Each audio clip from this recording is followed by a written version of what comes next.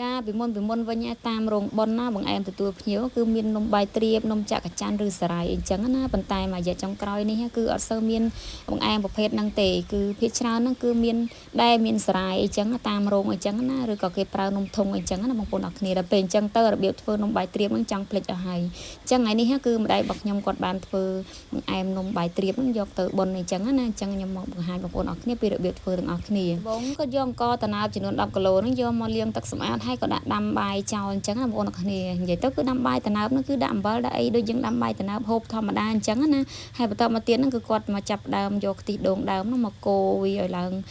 កកខ្ទិះអញ្ចេះណាបងប្អូនអរគ្នាហើយគាត់ដាក់ស្ករក្រហមចូលកូររងាស់វាឲ្យឡើងជើងក្រងហើយស្ករក្រហមនេះគឺគាត់ដាក់ចំនួន4គីឡូកន្លះនិយាយទៅអង្ករតណើបចំនួន10គីឡូគាត់ដាក់ស្ករក្រហមស្ករត្នោតហ្នឹងចំនួន4គីឡូកន្លះហើយនិយាយពីរសជាតិវិញគឺល្មមអត់សូវផ្អែមខ្លាំងឬក៏មិនសាបទេបងប្អូននិយាយទៅគឺមកល្មមឆ្ងាញ់ណាបងប្អូនអរគ្នាបន្ទាប់ពីដាក់ស្ករត្នោតចូលក្នុងខ្ទិះដូងហើយហ្នឹងយើងចាប់ដើមកូរវឹកវាឲ្យឡើងជើងក្រងហើយភ្លើងហ្នឹងគឺយើងដាក់ល្មមបានហើយកុំឲ្យខ្លាំងពេកដើម្បីកុំឲ្យវាឆាប់ខ្លោចអញ្ចឹងណាហើយម្ដាយរបស់ខ្ញុំក៏ដាក់ជាមួយនឹងម្សៅវ៉ានី 4-5 ពងទៅដើម្បីឲ្យនំបាយទ្រាបហ្នឹងកាន់តែឈ្ងុយណាបងប្អូនកូរស្ករត្នោតរបស់យើងល្មមថាឡើងជើងក្រងល្អហើយហ្នឹងយើងចាប់ផ្ដើមចាក់ជាមួយនឹងបាយដំណើបដែលយើងបានដាំឆ្អិនហ្នឹងចូលទៅក្នុងស្ករយើងតែម្ដងណាបងប្អូនអរគ្នាហើយយើងចាប់ផ្ដើមកូរបដាយបងប្អូនកូរគឺកូរនិយាយទៅកូរបំបែកបាយហ្នឹងវាឲ្យរាយឲ្យសព្វគ្នាជាមួយនឹងស្ករយើងណាបងប្អូនអរគ្នាហើយចំពោះការធ្វើនំបាយទ្រាបនេះណាបើសិនយើងធ្វើច្រើនអញ្ចឹងគឺត្រូវការកម្លាំង2នាក់3នាក់អីទៅដើម្បីជួយកូរគ្នាដើម្បីកុំឲ្យឈឺដៃពងដៃអញ្ចឹងណាពួកអីនំបាយទ្រាបនេះគឺពិបាកធ្វើជាងសារាយបងប្អូនបើសារាយយើងអត់តឹងដៃហ្មងគឺយើងអត់សូវកូរអញ្ចឹងណាហើយណាមួយវាទឹកសុទ្ធដល់ពេលនេះគឺយើងដាក់ជាមួយនឹងបាយដំណើបអញ្ចឹងកូរ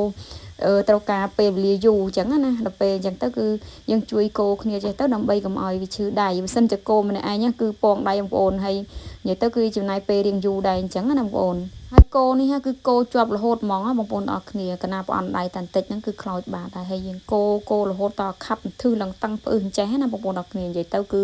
សង្កថាបងដៃណាបងខ្ញុំណាហើយយើងកូរឲ្យរៀងដាច់ទឹកអញ្ចេះមកបានវាឆ្ងាញ់ល្អអញ្ចឹងណាបងប្អូនអរគ្នាហើយបងខ្ញុំម្នេះវិញហ៊ានប្រអន់ដៃទេនិយាយទៅគឺកូររហូតហ្មងខ្លាចខ្លោចបាតអីចឹងណាបងប្អូនអរគ្នា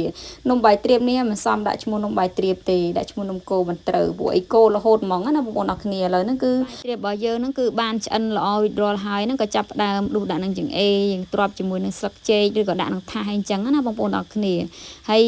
បងខ្ញុំក៏គាត់នៅតែបន្តកូរអញ្ចឹងណាពួកអីយើងអត់ទាន់បានបន្ថយភ្លើងអស់ហងកាលណាយើងអត់កូរវាអាចខ្លោចបាតអីចឹងណាអញ្ចឹងហើយគឺកូរបដើដួសបដើណាបងប្អូនការធ្វើនំបាយទ្រាបនិងការធ្វើសារាយគឺការធ្វើនំបាយទ្រាបហ្នឹងវារឿងពិបាកបន្តិចចឹងហើយបន្តតាមរោងប៉ុនមួយចំនួនគឺអត់សូវមានឃើញដាក់បាយទ្រាបទេគឺភាគច្រើនគឺដាក់ជាមួយនឹងសារាយអីចឹងណាឥឡូវហ្នឹងគឺ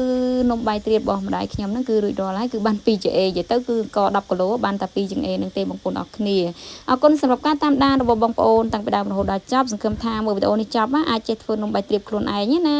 អរគុណជម្រាបលាបាយបាយជួបគ្នានៅវីដេអូក្រោយ